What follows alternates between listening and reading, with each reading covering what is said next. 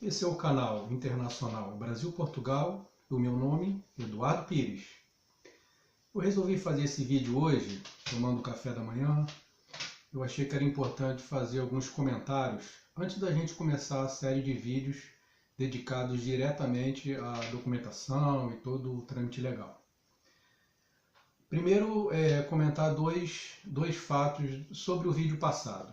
Quando eu falei que os documentos emitidos tinham que ser após 2015, eu falei isso porque um cartório que eu compareci exigiu isso, mas na legislação não obriga isso. Qualquer documento pode ser apostilado, porém, para documentos antigos existem algumas restrições. E pelo pouco que eu li, parece que algumas coisas são até subjetivas quanto à interpretação do cartório. Então, a gente sabe que nem tudo que está exatamente previsto em lei, infelizmente, principalmente no Brasil, não é cumprido. Então, a gente já que vai ter tantas coisas para resolver, não sei se vale a pena a gente se estressar com isso. Talvez eu achei muito mais fácil tirar e emitir uma segunda via, gastei um pouquinho mais e resolvi o problema. Mas a questão é essa: pode-se apostilar documentos antigos, desde que atendam aos requisitos estabelecidos nas normas da Convenção de Haia.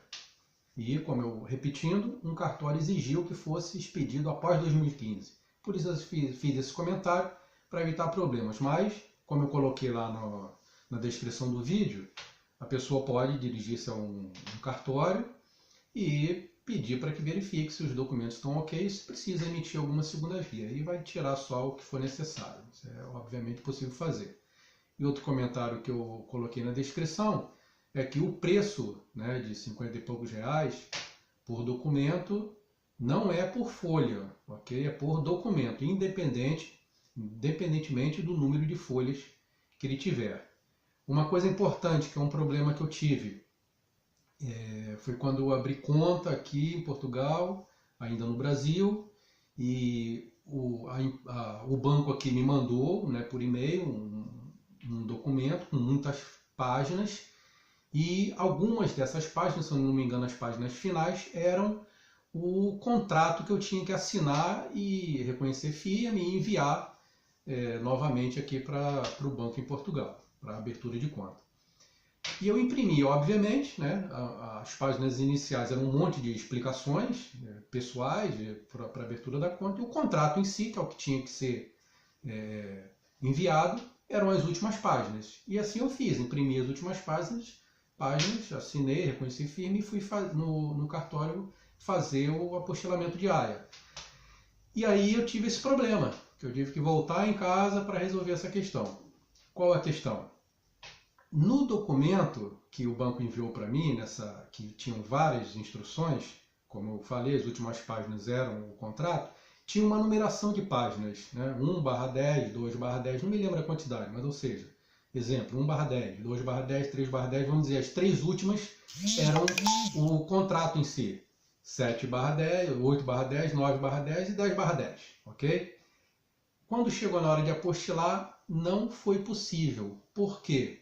Como constava ali, estava explícito que haviam outras páginas, ele não pôde apostilar, independentemente do que fossem essas páginas.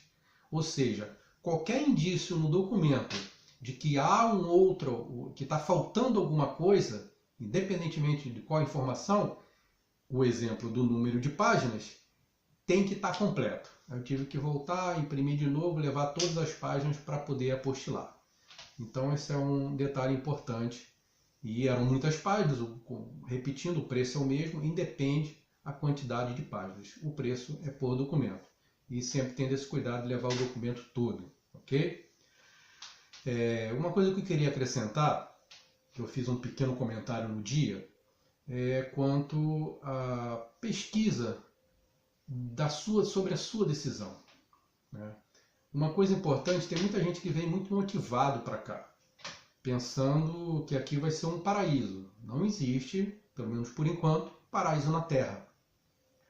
Então haverão problemas, Tem coisas que tem no Brasil que não tem aqui, coisas boas. Tem coisas que aqui são piores do que no Brasil, como todo lugar. Não existe um lugar que é tudo melhor do que o outro e nem tudo pior.